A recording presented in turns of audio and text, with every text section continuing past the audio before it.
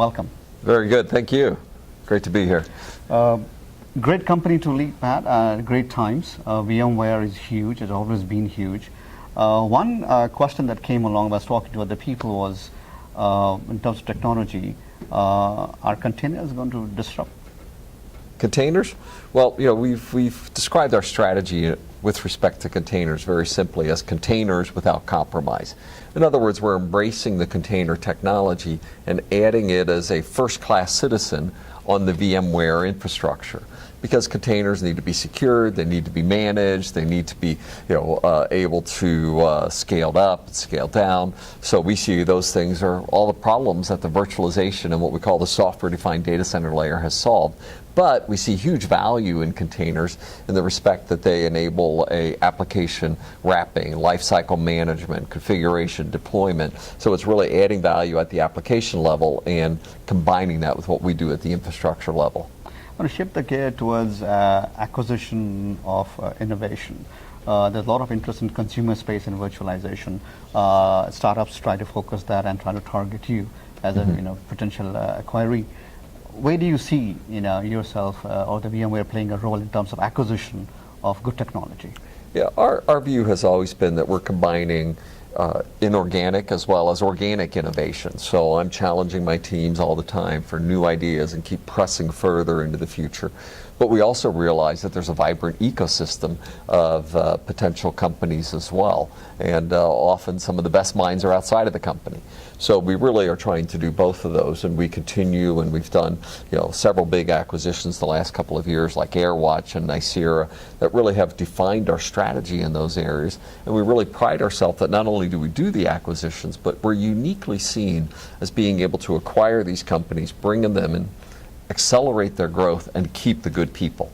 And usually when companies acquire, larger companies acquire hot startups, the good people leave. They go on to do something else. In our case, we still have the best people who feel empowered and that they can execute their vision and mission as part of this growing team of the VMware. The other element of innovation, organic, is to empower leadership. Okay? Find those leaders and tap onto them and empower them. For a company like yours, where technology is so rapidly evolving, you don't have time from quarter to quarter. It's pretty much every week there's something new happening.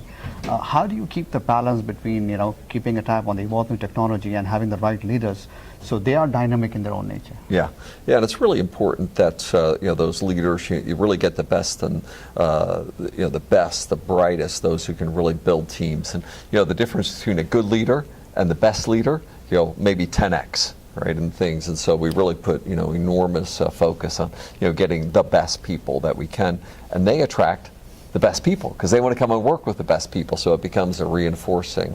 And it also is important that they have the right to championing and support inside of the company, because what happens so often is that they don't feel like they can continue, because bigger companies, we have processes, we have things that they need to overcome, and how can they still feel like they can execute inside of a bigger company?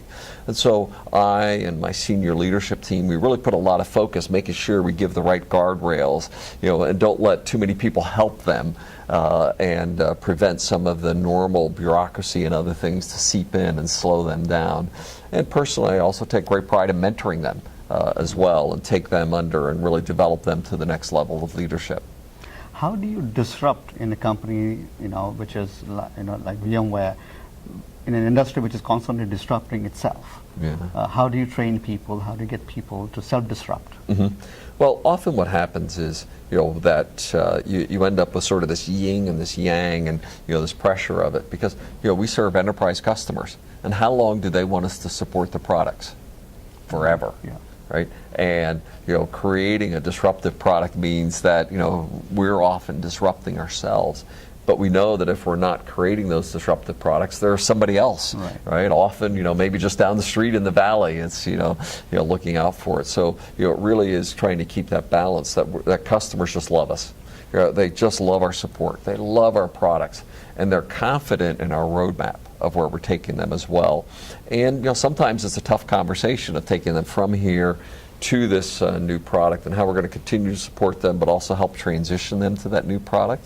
And then internally, it's always empowering those next teams, because I have people who are anxious to go work on the next disruptive thing, but no, you got to ship this version of the product before we can get on to the next one as well. So it's the constant tension and keeping a careful grip on that tension so that you're enabling it, but you don't get too carried away that you destroy today, that you support your customers, but you're still taking them forward to the future, and that you're keeping a good bead on what's going on in the industry as well, and have people who are always looking around, wow, how does that affect what we're doing today? On that note, Pat, thank you for coming and sharing your thoughts. Appreciate it. Excellent. Thank you so much.